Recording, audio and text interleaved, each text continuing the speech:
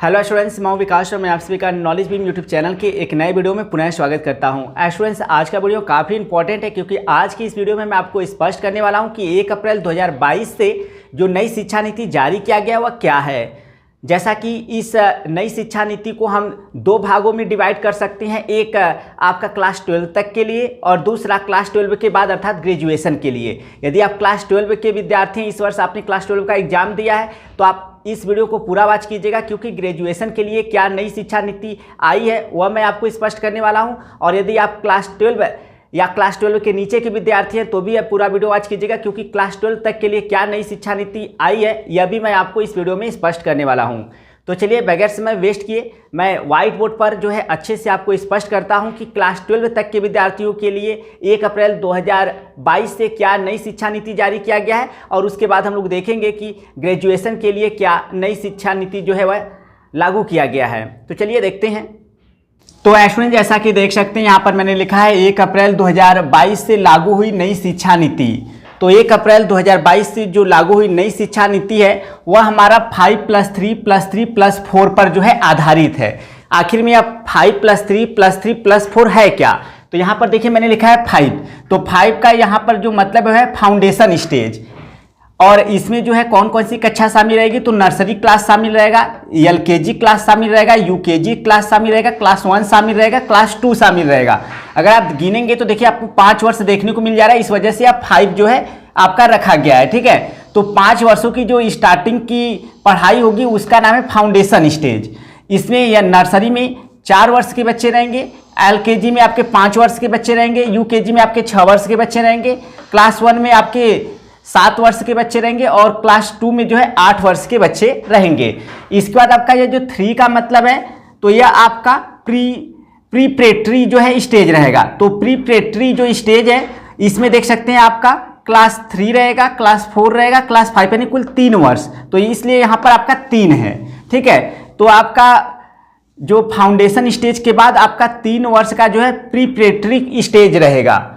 और इसमें क्लास 3 के जो बच्चे रहेंगे वह 9 वर्ष के रहेंगे, क्लास 4 के जो बच्चे होंगे वह 10 वर्ष के रहेंगे और क्लास 5 के जो बच्चे होंगे वह आपके 11 वर्ष के रहेंगे।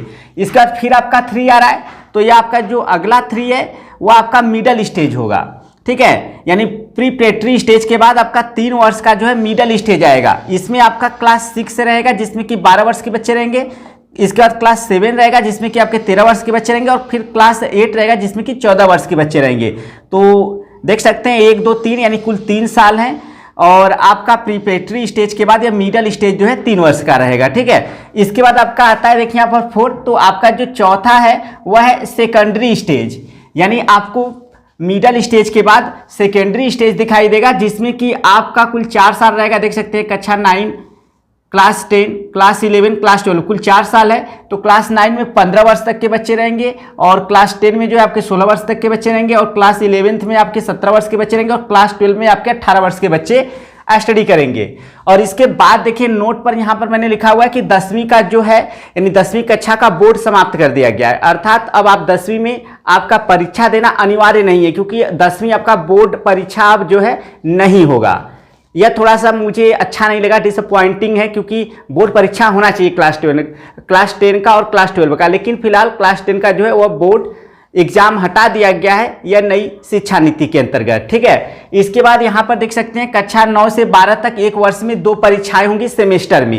यानी कक्षा आपका 9 से 12 तक जो है सेमेस्टर में 1 वर्ष में 2 परीक्षाएं होंगी अर्थात हर 6 वर्ष पर। और आपका जो रिजल्ट बनाया जाएगा दोनों परीक्षा को जो है देखते हुए काउंट करके ही आपका फाइनल रिजल्ट तैयार किया जाएगा। तो स्टूडेंट्स, यह तो बात हो गई कि क्लास 12 तक के लिए 1 अप्रैल 2022 से जो जारी हुई नई शिक्षा नीति थी वह क्या थी। ठीक है, मैंने यह तो आपको स्पष्ट कर दिया। अब इसके बाद बात करते हैं ग्रेजुएशन के बारे में कि ग्रेजुएशन के लिए क्या नई शिक्षा नीति बनाई गई है। तो अगर आप क्लास 12 के विद्यार्थी हैं तो ध्यान से सुनिएगा। अगर आपने इस वर्ष एग्जाम दिया है क्लास 12 का तो देखिए अगर आप क्लास 12 के बाद आप ग्रेजुएशन करेंगे तो आपका ग्रेजुएशन 3 व 4 साल का रहेगा। चाहे आप BA करें चाहे BSc करें, यानी कोई भी ग्रेजुएशन अगर आप करते हैं और आपका ग्रेजुएशन जो है वह 3 व 4 साल का होगा। अब क्वेश्चन उठता है कि आप 3 साल का करेंगे कि 4 साल का करेंगे।